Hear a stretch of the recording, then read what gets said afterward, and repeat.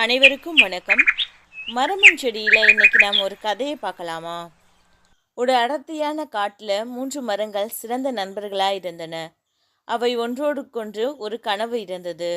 முதல் மரம் தன் கனவை நண்பனிடம் சொன்னது. நான் ஒரு மாணிக்க பேழையாக மாற வேண்டும் என்பதே என் கனவு. என்னுள் அரசர்கள் தங்கள் வைரம், முத்து, மாணிக்கம் போன்ற விலைமதிக்க முடியாத செல்வங்களை வைக்க வேண்டும். நான் அதை பத்திரமாக பாதுகாக்க வேண்டும். இரண்டாவது மரம் தன் கனவை சொல்ல ஆரம்பித்தது. நான் ஒரு மிகப்பெரிய போர்க்கப்பலாக வேண்டும். நான் அரசர்களையும் மாமன்னர்களையும் சுமக்க வேண்டும். பலத்த புயல், கொடும் காற்று போன்ற எதுவாக இருந்தாலும் அவர்கள் என்னில் பத்திரமாக பயணம் செய்ய வேண்டும் என்று தன் கனவை சொல்லி முடித்தது. மூன்றாவது மரம் சொன்னது, நான் நீண்டு உயர்ந்த வளர்ந்து மிக பெரிய மரமாவேன். அப்பொழுது என்னை காணும் மக்கள் எல்லாம் வானையும் கடவுளையும் பார்த்து நான் அவர்களுக்கு எவ்வளவு நெருங்கிவிட்டேன் என்று எக்காலமும் நானே உலகில் சிறந்த மரம் என்றும் கூற வேண்டும் என்று கூறியது.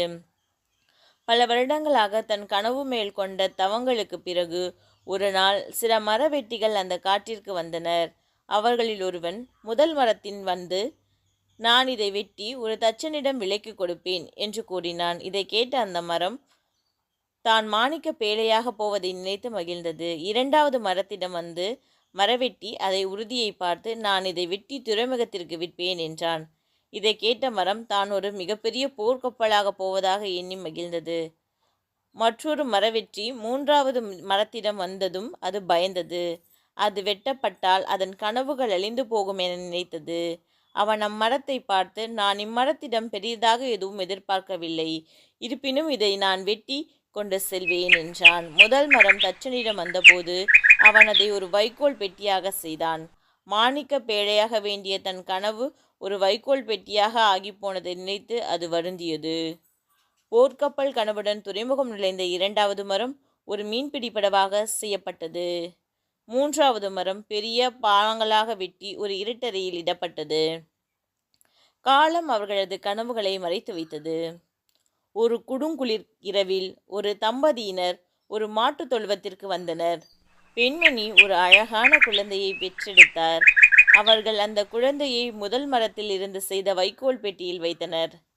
அந்த மரம் அப்பொழுது தான் உணர்ந்தது, தான் உலகின் விலைமதிக்க முடியாத பொக்கிஷத்தை தாங்கியிருப்பதை. சில வருடங்களுக்கு பிறகு சிலர் இரண்டாவது மரத்திடம் வந்து செய்யப்பட்ட மீன்படப்படியில் ஏறினர். படகு நடுக்கடலில் செல்கையில் பெரும் புயல் வீசத் தொடங்கியது. அந்த மரம் படகில் உள்ளவர்களை பத்திரமாக கரை சேர்ப்பதை பற்றி கவலை கொண்ட பொழுது படகில் இருந்தவர்கள் அங்கு அமைதியாக தூங்கிக் கொண்டிருந்த ஒருவரை எழுப்பினர். அவர் எழுந்து அமைதி என்றதும் புயல் அடங்கியது. அந்த நேரத்தில் இரண்டாவது மரம் தான் அரசர்களின் அரசரை சுமந்ததை குறித்து மகிழ்ந்தது. கடைசியாக அந்த மூன்றாவது மரம் இருட்டறையில் இருந்து எடுத்து செல்லப்பட்டது. அது ஒரு மாமனிதரால் சுமந்து செல்லப்பட்டது. மக்கள் அதை சுமந்தவரை நிந்தித்தனர். அவரை அம்மரத்தில் ஆணியால் அறிந்து மலை உச்சியில் நட்டு வைத்தனர். ஞாயிறு வந்தபோது வானளவு உயர்ந்த கடவுளின் அருகில் மிக நெருக்கமாக இருப்பதை நினைத்து மகிழ்ந்தது. ஏனென்றில் அந்த மரத்தை சுமந்து பின்னர் அதில் அறியப்பட்டவர்தான் தேவமைந்தன் இயேசு கிறிஸ்து. உங்களுக்கு இந்த பதிவு பிடிச்சிருந்தா லைக் பண்ணுங்கள், கமெண்ட் பண்ணுங்கள், ஷேர் பண்ணுங்கள்.